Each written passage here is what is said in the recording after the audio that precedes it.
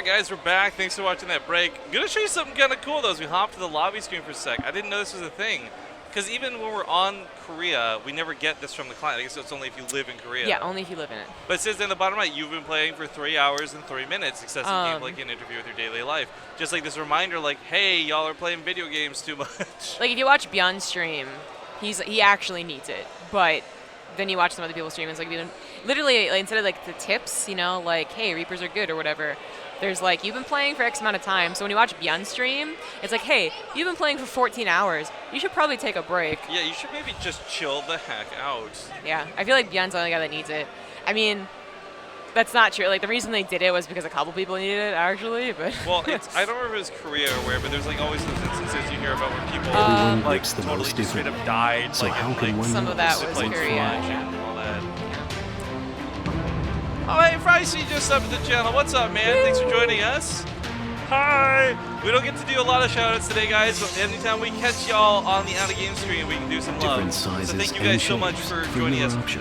They're running ads at the venue, so I think we'll have a couple of minutes to just kind of chill and talk with you guys. So what I will do is let's get caught up in subs. We can't run Twitch alerts, but I can look up all our subs from Twitch alerts. We try and catch some of the guys we missed. Actually, I'm really curious. I'm so scared to look at our revenue page. Because we keep talking about like how many people will we lose because we're gone for so long and in Korea and all this. So we're at like 1,092, I think, last time we checked for subscribers. Yeah, it wasn't that bad. It's one of these buttons. Everything's in Korean, guys. I have no idea what any of this stuff says anymore. One of these tabs says revenue. I'll just open them all up and we'll eventually get one. Last time I got in the first try, but not today apparently. Personalize the way you see everything. Personalize the way your skin? They word. Yeah. All right, there we go. We are currently at 1,102, so we've actually gone up somehow since the Elite League Finals. Nice. You guys are awesome. Thank you for supporting us. Thank you for subscribing to us. But where is that list? All right. How do I show subs only?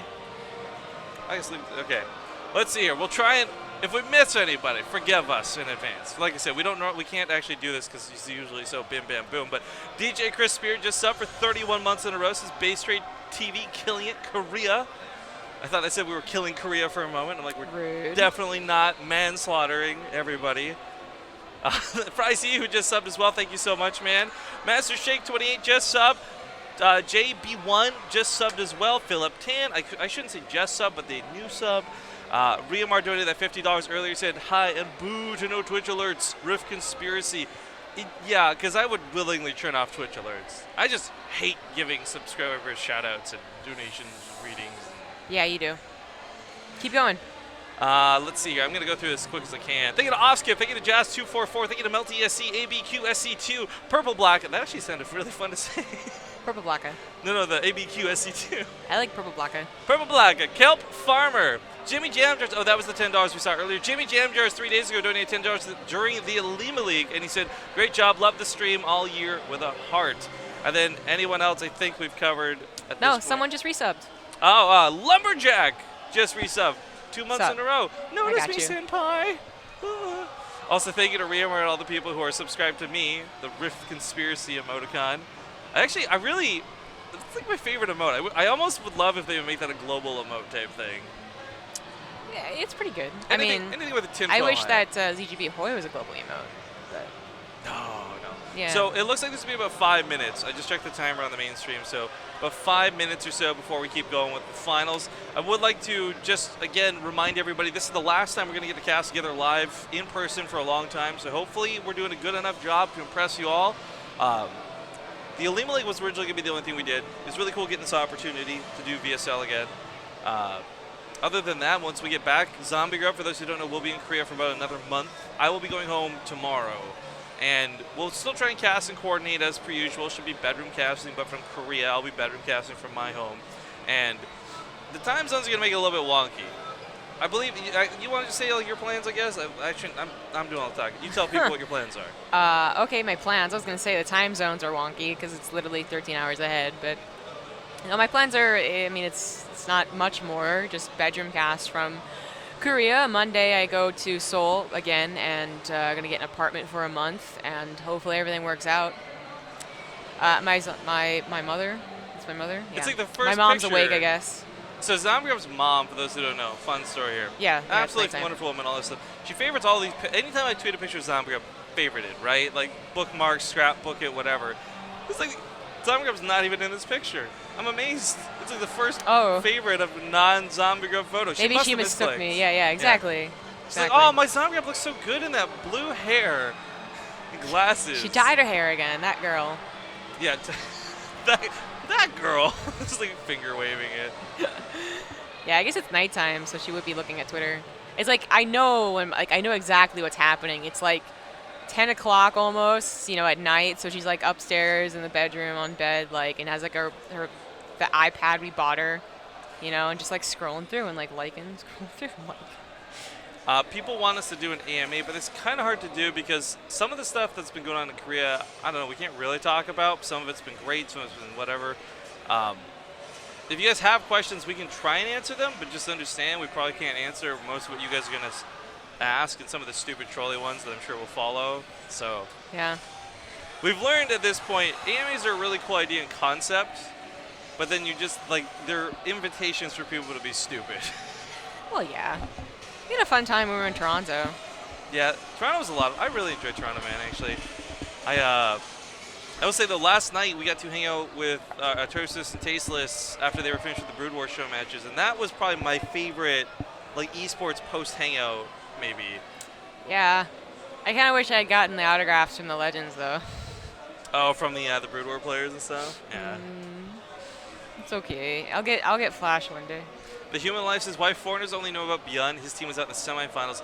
Because Beyond's just an all-star dude who plays on this channel all the time. Whether it's our Corsair Cups or the Alima League, Beyond's always here. So this is like the place to find Beyond fans. I mean, it happens with anyone that's like really good and really popular, though. Like, you hear about this one guy, Innovation. Yeah, I've heard of him. Yeah. Yeah. Is the next game Innovation versus Dark? No, that just played. Dark won. Innovation is out. So it's going to be Dusk Towers with, I guess they got a very good team selection. It could be Sue, it could be Myungsik, it could be Classic, it could be too good of a team selection. We don't know who's coming up next. Yeah, we do.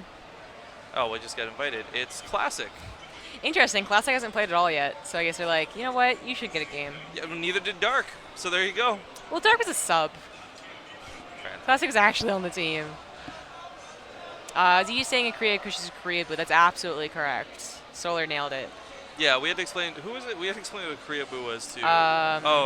Sulky. Sulky, Yeah. Not Solki, the player. This girl we met named Sulki. But that's how I remember her name. Do you think K-pop will become popular in the West? It already is becoming more popular, so that's like a super question. Right. God. All right, well, it looks like we got players spamming go, go, go. I'm not sure when this will actually be ready to go. Of course, we'll hop in as soon as it's good to go. Which of Blizzard's offices is cooler, America or Korea? Oh, America without America. a doubt. Like, the Korean offices are very nice and all that, but America, they have straight up, like, campuses. Like, if you guys don't understand, the Blizzard offices in America, it's not an office building. It's like several office buildings. 5 or 6. What's the prize for this here? For first place, $5 million $5 Korean million won. I can't say dollars. That's going to be a lot of money. Yeah. That's around, it's like usually a 1-to-1, just take away 3 zeros. But yeah, I mean, they've actually got the conversion up on Wikipedia. Ballpark, basically, it's a difference of $2,000 between first and second place for the teams. It's still going to be nice money to split amongst one another, for sure. Yeah. Classic is spamming every key on his keyboard right now. They're very impatient. They want to go. They want to go. Find wolf zombie group. I don't think there are any wolves actually in Korea, are there? There's probably wolves in Korea. I don't know, though. I'm just trying to make a joke. This is clearly talking about the commentator, and I'm not. I know, and I was doing my thing. It's our dynamic.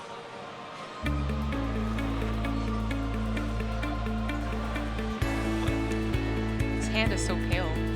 Oh, I hate you. Actually, if you guys want to really see pale hand, get your arm out for a bit. Show you like my wrist versus zombie grub's arm here. I'm not sure how well the camera will pick that up. Yeah, it's kind of hard to see. There we go. Yeah, I am very pale. I hate my life. And I actually go outside. If you can believe it, guys, I actually go outside and do things. Alright. Weirdest thing you've got to eat. I don't think you've eaten anything weird. Nope. Just trying different types of ramen and Korean barbecue and stuff. Yep. Thank you, by the way, to Nix of Night, Twitch Prime sub. Hype. Yay. I will say the weirdest, actually, so let me tell you guys, it may not be about, for the weirdest thing I've done here, though, to many, I guess, would be, I've been taking baths, like, every day. So it's something where back at home, my tub is small. I'm a big guy. Hotels we go to, again, tub's always too small. I'm a big guy. I don't fit. I've got, like, this gigantic bathtub in my room because it's made, I got the disabled room, for those who don't know, like, straight up. Like, I have, like, the helper things on the side. Like, I got a room that's made for, like, disabled people. Like, it's not over-exaggerated. It's literally what it's for. So the bathtub is massive because you're supposed to just, like, I guess, roll in there pretty easily or something. But the bathtub's been nice. I've been taking baths every day, and it's so weird because the closest thing to a bath I've ever had was, like, a hot tub, right? Like, go to the hot tub once at the pool or something. So it's been fun. Ole Mole and I went and got bath bombs together yesterday. Yep. I'm pretty excited to basically smell like a lady and feel silky smooth at the same time. It makes your skin feel really nice. I'm gonna do it for tomorrow, right before like I go on the train to Busan. I'll be sitting there for 3 hours, smelling like a rose. It'd be amazing. It'd be amazing. It's fine. It's totally normal. I did not get a bathtub, but I am okay with that. I don't like baths. Mirror 1989 has a very interesting question. It says, BaseTradeTV, what's the highlight of the trip? Did Tasteless drop any truth bombs on you? My friend, Tasteless always drops truth bombs, so I'm not going to answer that question, but I will answer a side to that question where it was really great actually getting to talk to Artosis and Tasteless, realizing that we have a lot in common in terms of just like stuff they've been through, stuff we've been through, things they deal with when it comes to the conventions and fans and things. And it's just kind of cool to see, like, hey, they're a lot more grounded than you would imagine, obviously, but then secondly, they're a lot more relatable for us than I would have ever imagined. Yeah. Artosis and Tasteless, I mean, I think it goes without saying, they're just like the nicest people. That doesn't need to be like emphasized, but they did a favor for us yesterday. I cannot begin to express how big of a deal it was. So really big respect and super love for those guys. Yeah. I guess this guy's trying to ask if like the stream times will change. We really don't know anything. Like VSL is his own studio, and they are running the Elite League and the Team League, obviously. And for times, I mean, that's up to them. They could change it next year if they even have the Team League. We have no idea. Yeah. Oh, I got to make this very clear and very public, guys. Like Nathanius is the one who's going to be most likely covering more of the Team League stuff as it goes forward if they continue with it. They were originally having him cast the finals from home, but like he's sick, and plus we're here live, and there's an open spot, so it all kind of worked out to us be here for this. I love these guys for letting us do it. The VSL matches obviously are fantastic, but we've currently got no intentions to be casting going forward, so I don't know any information about it going forward either. Yeah, I don't think anyone does. Because everyone's waiting for the WCS announcements. That doesn't help. We are still waiting, speaking of, for the game to start, but I'm pretty sure it was supposed to. So, BaseTradeTV, if you take a bath, wash the dirt off, the dirt goes in the water, and it goes back on you, what's the point? I don't know about how you guys do baths. Like, I soak in the bath to relax, and I get up and I have a shower to clean myself, like, after. So, I always thought that was the way you're supposed to do it, but I know that people don't. I think the thing is like, unless you're literally dirty, let's like literally have like dirt on you. In the water supposed to kill the bacteria or something? Yeah, like, the point is you're in soap. You're in soap water. So like the germs are still, getting dealt with, right? But if you're like actually have like dirt on you, then yeah, probably don't take a bath. I like zombie mom over here. Let's get into the game. The music's dropped, the horns are blowing, and we're on Dusk Towers. So ladies and gentlemen, welcome back. I've got to fix that score. Oh, that's going to bother me so much. Actually, that's still wrong. That was what it would be. Bottom right, it's classic! In the top right. Did you say bottom right? The top right says the blue Zerg. He's dark. In fairness, I was trying to fix the score. It's also Dusk Towers. So again, we saw Lorelei Crest earlier, not for very long because the game was really short. But they do use the same map pool as the GSL did, basically, which is like they all agree that the new map pool sucks. So let's like use like super old ones. I liked Dusk Towers though, and well, everyone liked it. Well, what I really enjoyed about it though is you had the guaranteed 4 bases. No other map guaranteed you 4 bases the same way Dusk Towers did, and that meant you were going to get macro games. That meant you were going to get maybe even really super duper long games. But the point of it was these were no longer like if you got Dusk Towers, you weren't having a 10-minute or less game. That was for me Yeah. really exciting because I loved watching the late game. Whether it was the disgusting swarm host dynamic or whether it was mech or Protoss doing whatever, I love late game StarCraft a lot.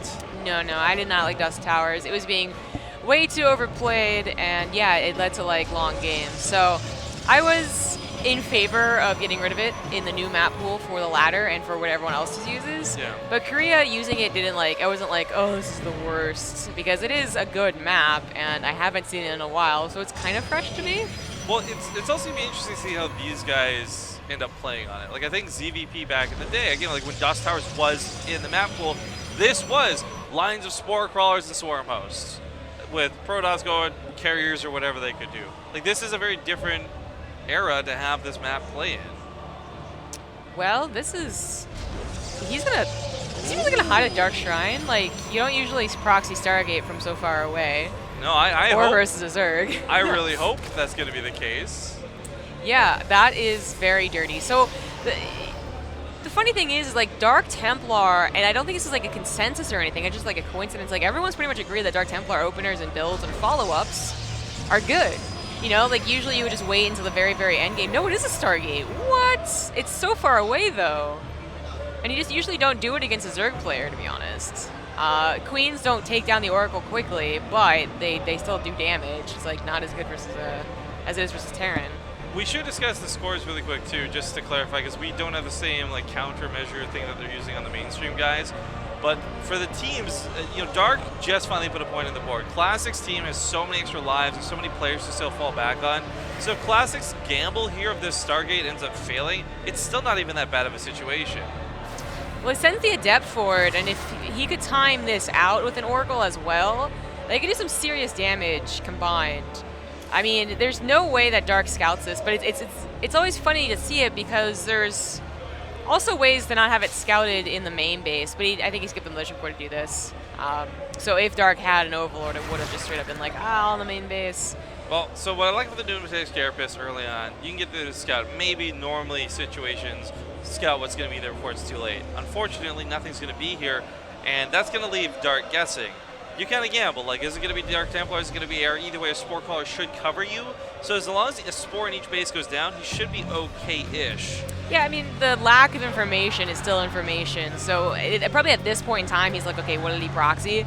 And like a second later, he sees an Oracle. There's something at the third base, which is nice. Maybe his Queen's getting better position, knowing now that it's an Oracle. And it's exactly what it does. Gets a couple extra shots where they get on top of the drones. Not going to be too many drones going down. In fact, he messed up the micro a little bit. Probably could have gotten one more. There's no Queen in the main, but that Spore Crawler is so close to finishing. Oh my god. Well, Why? the Oracle lives, and that's going to be really annoying because there's a second one coming up next too. The Adept may have been annoying, but the Link's going to top him right away, so nice cleanup there out of Dark.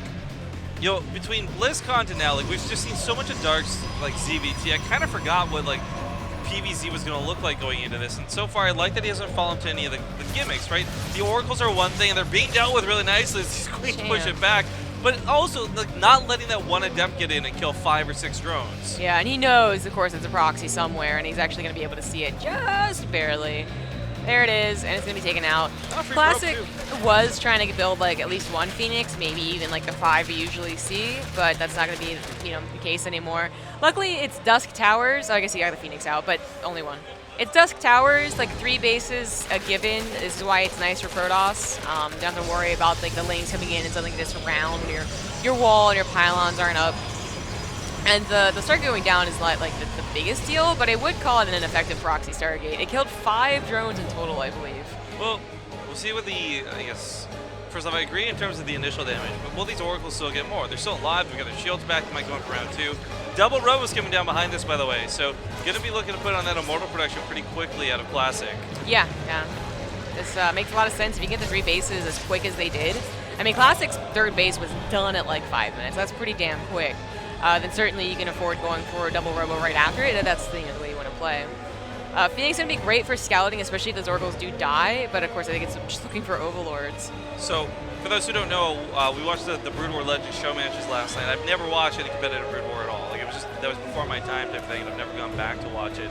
But man, Phoenixes feel so weak in comparison to the way they were handling those Corsairs. Like, well, yeah, that was super sick. Corsairs are pretty sturdy, and like combined, they kill Overlords super quickly. Well, either way, that one Phoenix isn't going to be able to do too much. But Scout, that's not too bad, I guess. Upgrades on the way, and back on the other side of the map, as highlighted, you get the Baneling Nest, you get the Hydra Den.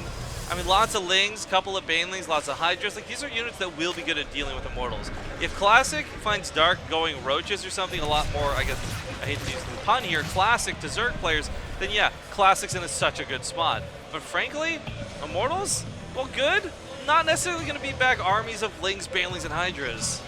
They're a component to the army. They're not the most important aspect of the army, which probably the most important aspect is going to be the eventual storms, and then ideally making sure those charge lots don't run into the Banelings. I mean, you're facing Dark in a PvZ. Classic should really know what this guy is going to do, and he has pretty decent scouting as well, so even if he was like, who is Dark? Which is impossible.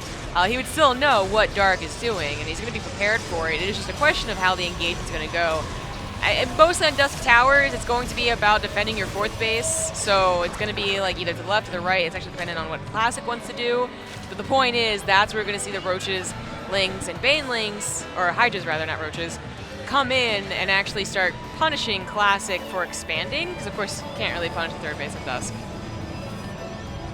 Well, Archons are going to be really interesting. Mix that in with a couple of Immortals, and suddenly you've got the 2 most deadly drops in the universe. Yeah, right? Unfortunately, though, he's not going to be able to go straight across the map. The Observer gets picked off. Nicely done here out of Dark, but he's still got that Revelation on him. So Classic knows where those Hydras are. Another Revelation comes down, tags them all. So full vision for Classic for some time. This is going to allow him to more easily maneuver with these Warp Prisms. This is super cool. I love he's also taking the gold base. Like, this gets rid of that problem I was talking about around the 4th.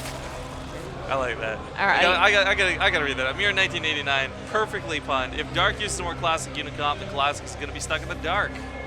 Good one. Boom, 10 out of 10. Overlord drop coming in for the Banelings compared to the double drop of the War Prism. But as I was saying, like, it gets rid of the problem where usually our army's here, where we see the army moving out now, and it has to be surrounded, basically. There's no real way that Classic stops it from being concaved on. This is so insane. The type of drop coming in on this. Not only is it escorted by the 2 Oracles, which have a lot of damage or stasis trap capabilities. I love the stasis trap landing zone he's creating. So now the Queen gets caught. Okay, it's not the greatest thing in the world, but it's going to secure the Warp Prisms to get out of there alive if they need to.